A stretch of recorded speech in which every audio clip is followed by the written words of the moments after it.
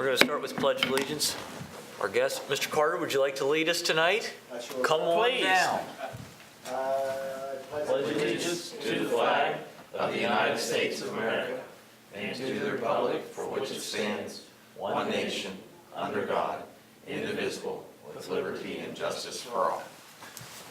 Thank you, sir. Before we get started this evening, Commissioner Caparelli is in Annapolis testifying on the minimum wage bill. So that's where he is this evening, and he sends his regrets. Is there any additions or deletions to the agenda? No, sir. Is there a motion to approve minutes from the last public business meeting? So moved. Second. All in favor? Aye. All right, moving into our action agenda. This is fiscal 19 through 22, the Cumberland Area Transportation Improvement Program. Ms. Sierra Wigfield.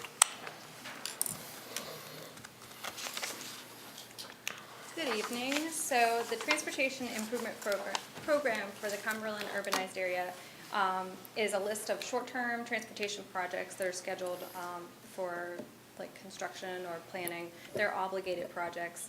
The plan is made up of 13 state highway projects, 5 Allegany County projects, 5 City of Cumberland projects, 1 City of Frostburg project, and operating capital assistance for transit and other public transportations. So a draft tip was available for public comment since February 7th. No comments were received, so it's consistent with the Metropolitan Planning Organization's public participation process. So federal legislation requires that the MPO cooperate with the Department of Transportation to develop the tip to be eligible in receiving these funds. So I'm requesting the commissioners acting as the Cumberland Area Metropolitan Planning Organization to adopt the 2019 through 2022 tip. Great. Is there any discussion? No, sir. I'll make a motion that we adopt Resolution 19-1. I'll second. All in favor? Aye. Thank you. Thanks, Sierra. Any other tongue twisters? That's right. My best shot. I wasn't even going to try that, so I Oh, just yeah. thought I'd just stick to the resolution numbers. Sounds good. 19-1. Thank All you. right. Next up, we have the co-chair of the ACIT, Mr. Joe Carter. Please.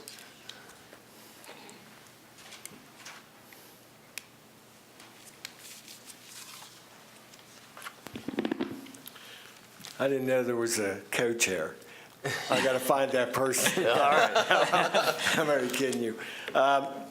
Thank you for giving me a chance to speak about the ACIT tonight and what you always do for us. This is the 59th annual ACIT. Wow. So we started this in 1961 and have continued it ever since.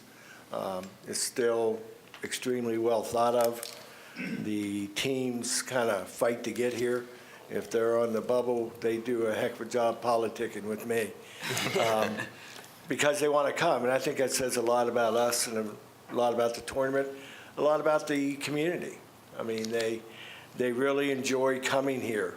And when they're here and they're staying at the Ramada Inn or the Fairfield or wherever, we feed them breakfast and dinner. So all the area restaurants down in walking distance, especially McDonald's and Chick-fil-A, they do well on the weekend, trust me, because you can never give kids enough food, and they're always out somewhere to find some. We have 7 teams invited. We will have the 8th by Monday, depending upon the winner of the Washington Catholic League tournament. I'm hoping that the 4 that I want end up there so I can do it much sooner than next Monday. Excitement is higher this year than it's been, and of course that's because of how good Bishop Walsh is. As they used to say down the road when they came in, who has the first round bye? Well, there isn't one this year. And I think because of that, our crowds will be larger, especially on Thursday evening. That's usually the down night, but there's no doubt in my mind that people will come out to see them play. We will make sure they play the primetime game. We're not crazy either. But it'll really be exciting to see that. And I've had so many people tell me that haven't been there for years that they're going to come up and watch BW play. So again, thank you for all you do to help us out. It's really appreciated.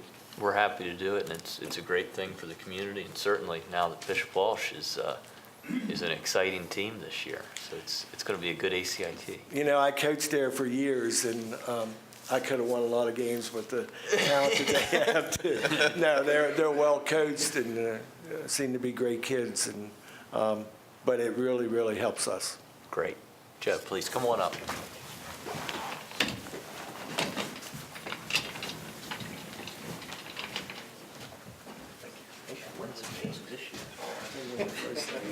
They'll be ready to roll. Friday night. All right. This is an official citation from the Board of County Commissioners. Publicly recognizes and congratulates the Order of Alhambra Caravan 89 for envisioning and developing the Alhambra Catholic Invitational Tournament as the premier Catholic high school boys tournament in the United States as it celebrates its 59th year in Alleghany County, Maryland. Thank you for helping, strengthening, and showcasing our community. Presented on this 21st day of February 2019. That signed all three commissioners, Creed Brody, Dave Caparelli, Jake Shade. Congratulations. Thank you.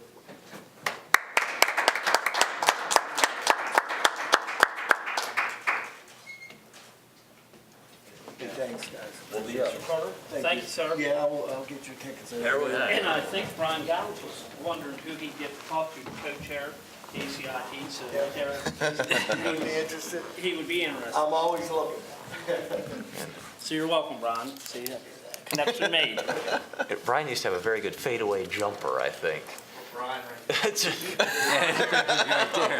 He'll be on the basketball wall of fame. All right. Moving to the consent agenda. Mr. Butler. Good evening, Commissioners. So let's zip through these rather quickly. Item number 2 is the ACIT appropriation out of the Community Promotions account. Item number 3 is the 25th annual Bishop Walsh Girls Invitational Tournament, also an appropriation out of the Community Promotions account. Item number 4 is the Allegheny County Tourism Destination Guide contract.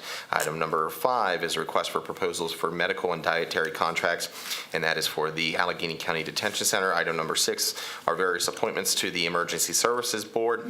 Item number 7 is an Emergency Number Systems Board generator and transfer switch project. And that is a $200,000 project grant. Item number 8 is a SAFER grant MOU with the City of Frostburg Fire Department number 1 Incorporated. And item number 9 is a signing of an MOU with the City of Cumberland. All right. Any discussion? One minute, Mr. Wilmot. I'll make a motion. We're still working on this. There is a motion. So we can discuss? Yeah, motion to discuss. I'll second that. Before we get into this, our MOU with the City of Cumberland, something that we talked about all last year was consolidating services, looking for ways to save money, and that's what we're going to do. There'll be an official event tomorrow at 10 a.m. here with the mayor and some of the council folks, as well as county representatives. And I think the key to remember is everything's on the table, from EMS to tax billing to how really both entities function as governments.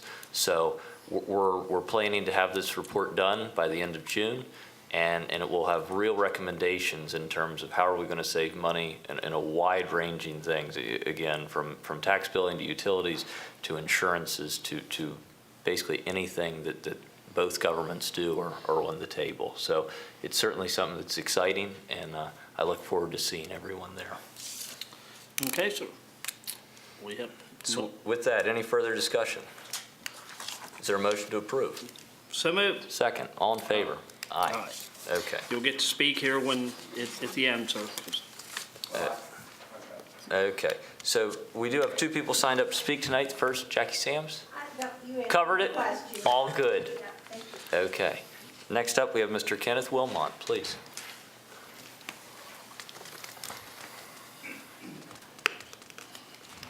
Kenneth Wilmot, live at 513 Fort Avenue, Cumberland, Maryland.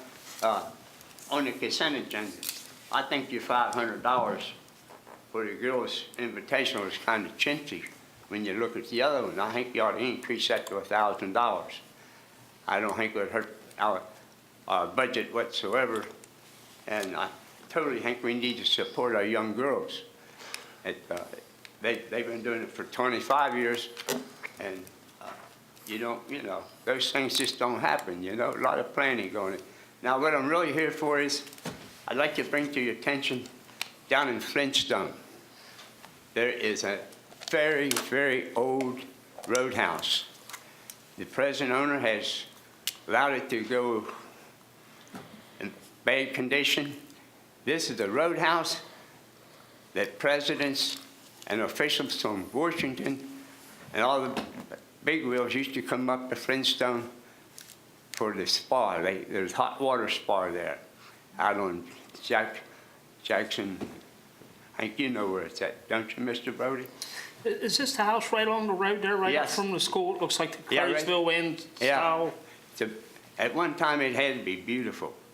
I got some history from Flintstone. I forget how old it is, but the presidents used to come up and enjoy they called it the waters out there. But this is one of the most historical houses in Allegany County. I can't think of another one. The only other one was with the hospital up here at Claysville.